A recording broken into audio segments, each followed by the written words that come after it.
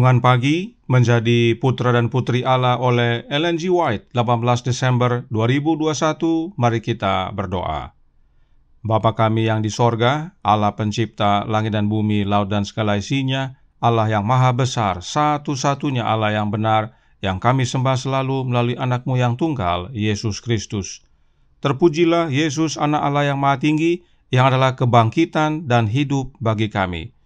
Pada pagi hari ini kami bersyukur boleh bangun dan berbakti, dan sebagaimana membaca dan mendengarkan nasihat firman-Mu, kiranya ini menjadi sukacita dan pembaharuan bagi masing-masing kami, agar Yesus yang ada dalam hati ini beserta kami sepanjang perbaktian ini kehendak-Mu yang jadi. Ampun kami akan dosa dan salah, karena kami berdoa hanya dalam nama anak Allah yang tunggal, Yesus Kristus, yang adalah Tuhan dan Juru Selamat kami. Amin.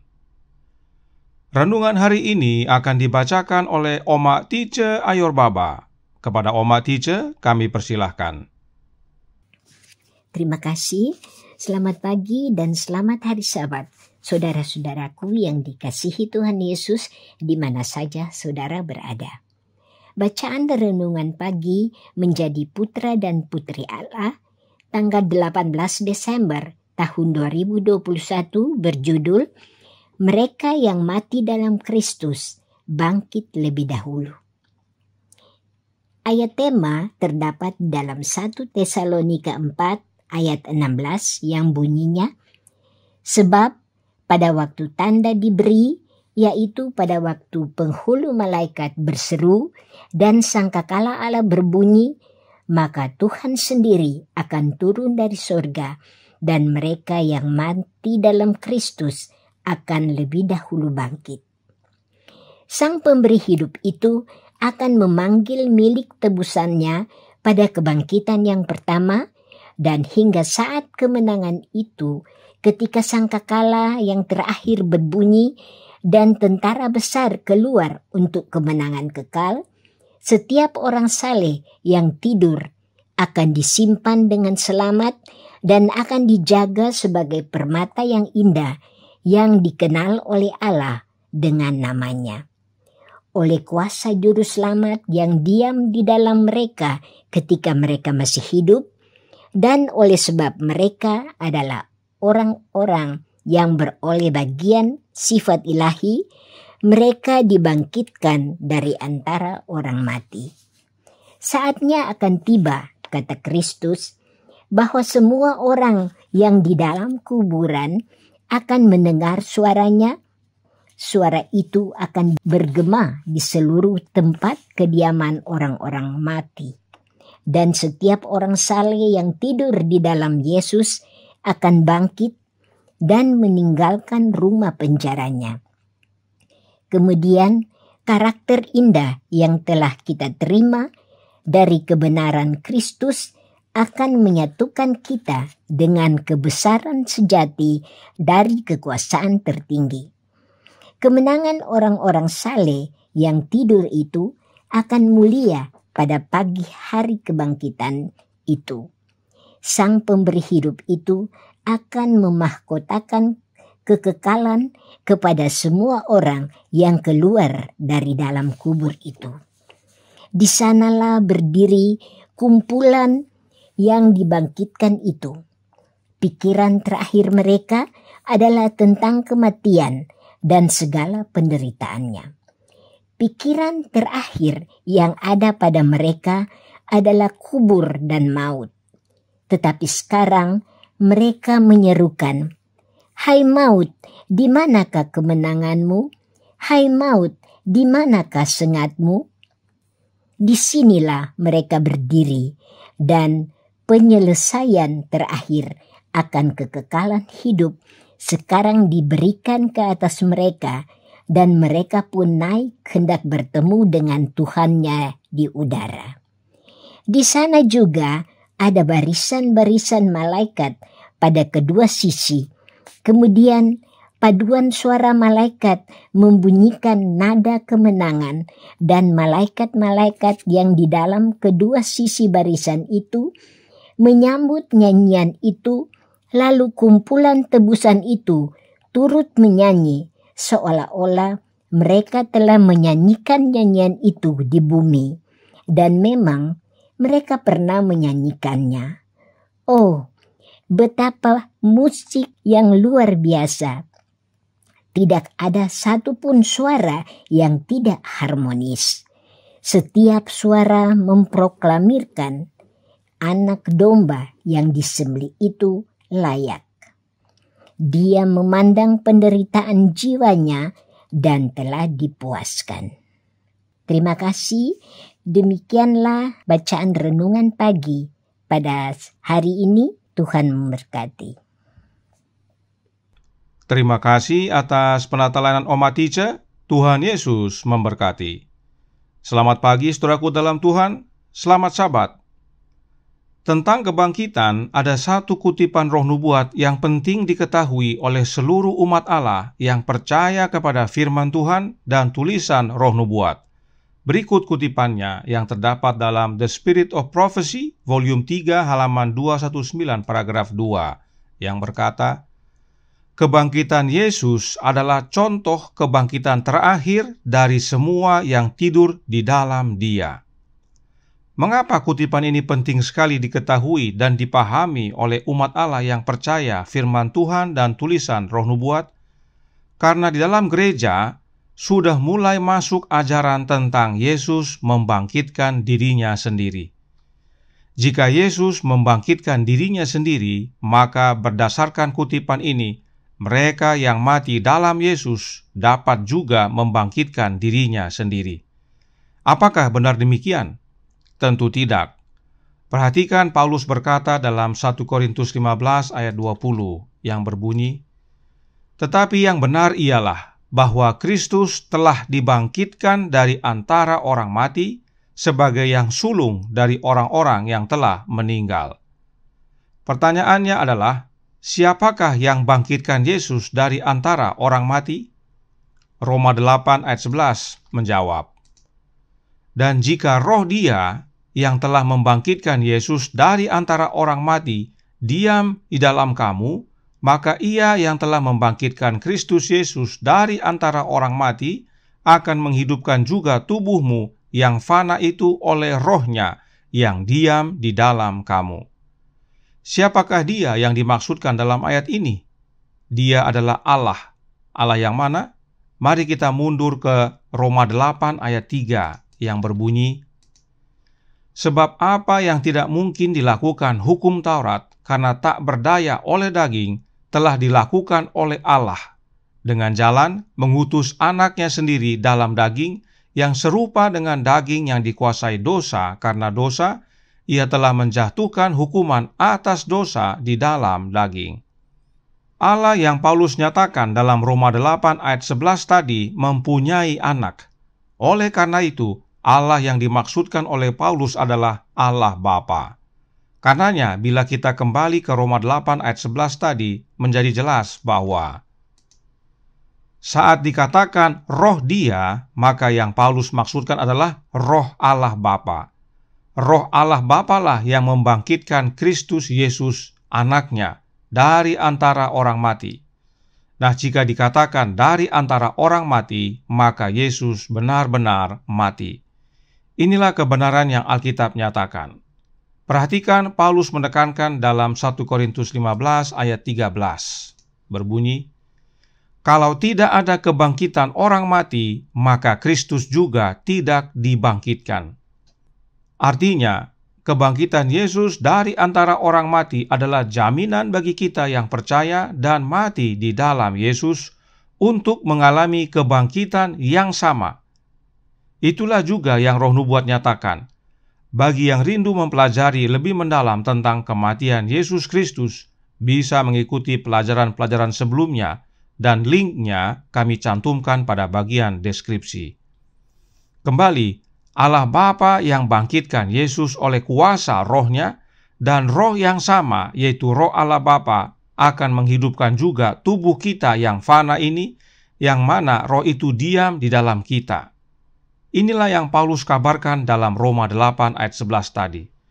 Sekarang pertanyaannya adalah, bagaimana caranya untuk dapat menerima roh Allah Bapa diam di dalam kita? Kita buka Roma 8 ayat 9 yang berbunyi, "Tetapi kamu tidak hidup dalam daging, melainkan dalam roh, jika memang roh Allah diam di dalam kamu. Tetapi jika orang tidak memiliki roh Kristus, ia bukan milik Kristus."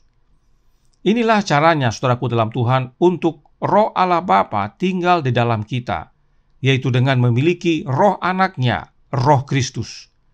Inilah yang didoakan Yesus dalam Yohanes pasal 17 ayat 21 yang berbunyi, "Supaya mereka semua menjadi satu, sama seperti Engkau ya Bapa, di dalam aku dan aku di dalam Engkau, agar mereka juga di dalam kita, supaya dunia percaya bahwa Engkaulah yang telah mengutus aku." Singkatnya, saudaraku dalam Tuhan, Bapa di dalam Yesus dan Yesus di dalam kita. Bagaimana caranya? Oleh kehadiran roh. Roh Bapa di dalam anaknya dan roh anak Allah di dalam umat-umatnya. Dan bila kita telah memiliki roh anak Allah, maka itu sama dengan telah memiliki roh Allah Bapa. Sebab Bapa terlebih dahulu telah di dalam anaknya. Itu sebabnya Yesus berkata, agar mereka juga di dalam kita. Kita yang Yesus maksudkan adalah Bapanya dan dirinya. Dan memang Yesus adalah Immanuel, Allah, yaitu Bapa beserta kita. Mengapa kebenaran ini penting sekali kita pahami? Karena renungan hari ini berkata dalam Menjadi Putra dan Putri Allah, halaman 371 paragraf 1, yang berbunyi, "Oleh kuasa juru selamat yang diam di dalam mereka ketika mereka masih hidup, dan oleh sebab mereka adalah orang yang beroleh bagian sifat ilahi, mereka dibangkitkan dari antara orang mati." Kuasa juru selamat yang diam dalam mereka yang dibangkitkan adalah kuasa Roh Kristus itu sendiri. Apakah buktinya? Kutipan ini diambil dari surat nomor 65A tahun 1894 paragraf 7. Mari kita baca paragraf sebelumnya, yaitu paragraf 6 yang berkata, "Tubuh yang fana dihidupkan oleh rohnya yang diam di dalam kamu." Ini mengacu kepada Roma 8 ayat 11 tadi. Kristus mengklaim semua orang sebagai miliknya yang telah percaya dalam namanya. Kuasa yang menghidupkan dari roh Kristus yang berdiam di dalam tubuh fana mengikat setiap jiwa yang percaya kepada Yesus Kristus.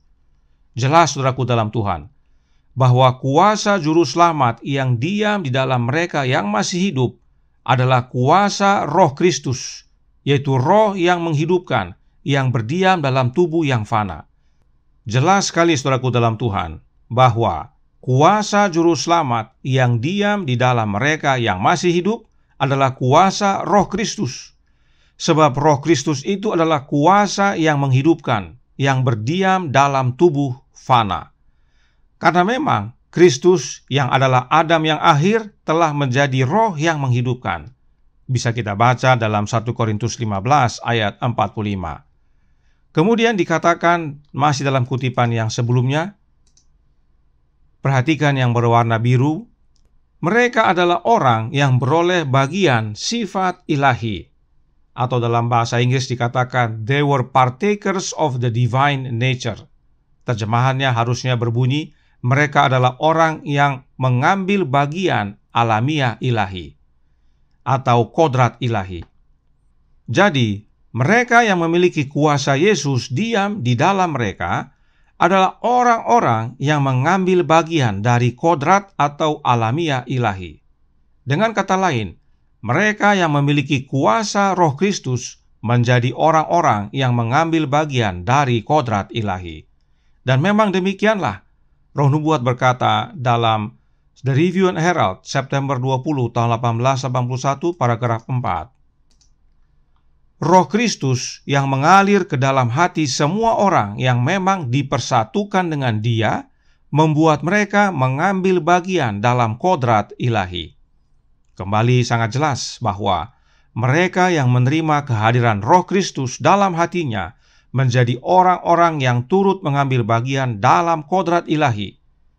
Jadi, saudaraku dalam Tuhan, kuasa juru selamat itu adalah Roh Kristus, dan untuk dapat mengambil bagian dalam kodrat ilahi, kita perlu Roh Kristus. Inilah pentingnya kita memahami tentang Roh Allah Bapa dan Roh Kristus. Jika kebangkitan Yesus adalah contoh kebangkitan dari semua orang yang tidur dalam Dia, maka sebagaimana Yesus, kita dibangkitkan oleh Roh Allah Bapa. Bagaimana caranya untuk menerima Roh Allah Bapa diam dalam kita? Dengan menerima kehadiran Roh Anak Allah, yaitu Roh Kristus. Karenanya, berdasarkan semua penjelasan ini, maka kata kuasa juru selamat dalam kutipan ini adalah sama dengan Roh Kristus. Sehingga kutipan ini dapat kita baca menjadi, oleh Roh Kristus yang diam di dalam mereka ketika mereka masih hidup, dan oleh sebab mereka adalah orang yang beroleh bagian sifat ilahi atau mengambil bagian dalam kodrat ilahi, mereka dibangkitkan dari antara orang mati. Inilah pesan terpenting dan terutama bagi kita, semua umat-umat Allah yang percaya kepada firman Allah dan tulisan Roh Nubuat, bahwa hanya mereka yang memiliki Roh Kristus diam di dalam mereka selama hidup mereka yang akan menerima kebangkitan dari antara orang mati. Semoga saudara sekalian semakin melihat dengan jelas mengapa pekabaran Alkitab dan Roh Nubuat banyak menekankan tentang pentingnya Roh Kristus dalam kehidupan kita. Roh Kristus itulah Sang Penghibur, yang adalah Roh kebenaran. Roh Kristus itulah Roh Kudus yang dicurahkan pada hari Pentakosta. Roh Kristus itulah Roh yang menghidupkan. Karenanya, jika kita mau menerima kebangkitan saat Yesus datang yang kedua kali nanti, bukan Allah Roh yang kita perlukan, bukan saudaraku dalam Tuhan, tetapi Roh Kristus. Hanya mereka yang memiliki Roh Kristus diam dalam diri mereka selama mereka hidup yang akan menerima kebangkitan. Inilah yang firman Tuhan dan Roh Nubuat kabarkan. Percayakah saudara?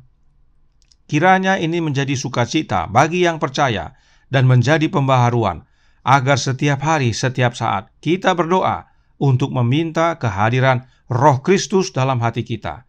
Sebab memang Allah Bapa menyuruh Roh Anaknya ke dalam hati kita, agar kita semua dapat berseru, "Ya Aba, ya Bapa." Tuhan memberkati. Saya bawa dalam nama Yesus. Amin. Mari kita berdoa. Bapa kami yang di sorga, Allah pencipta langit dan bumi, laut dan segala isinya, Allah yang maha besar, maha kuasa, sumber segalanya, yang kami sembah selalu melalui anak-Mu yang tunggal, Yesus Kristus. Terima kasih atas kabar sukacita pagi hari ini, di mana kami dinyatakan suatu rahasia penting dalam hidup ini, yaitu agar kami dapat menerima kebangkitan saat Yesus datang kedua kali. Kami cukup memiliki satu hal, yaitu Kristus hidup dalam diri kami oleh kehadiran Roh-Nya. Sebab dengan menerima Roh Kristus, yaitu kuasa juru selamat itu, kami mengambil bagian dalam kodrat ilahi, dan itulah jaminan kebangkitan bagi kami nanti. Karenanya tolong kami ya Bapa, curahkan Roh Anak-Mu dalam hati ini. Hiduplah dalam kami ya Yesus, ubahkan hidup kami menjadi serupa dengan Engkau. Dan bila mana Engkau datang kedua kali, kami layak menerima kehidupan yang kekal. Beserta kami sepanjang hari ini kehendak-Mu yang jadi. Ampun kami akan dosa dan salah, karena kami berdoa hanya dalam nama Anak Allah yang tunggal, Yesus Kristus, yang adalah Tuhan dan Juru Selamat kami. Amin.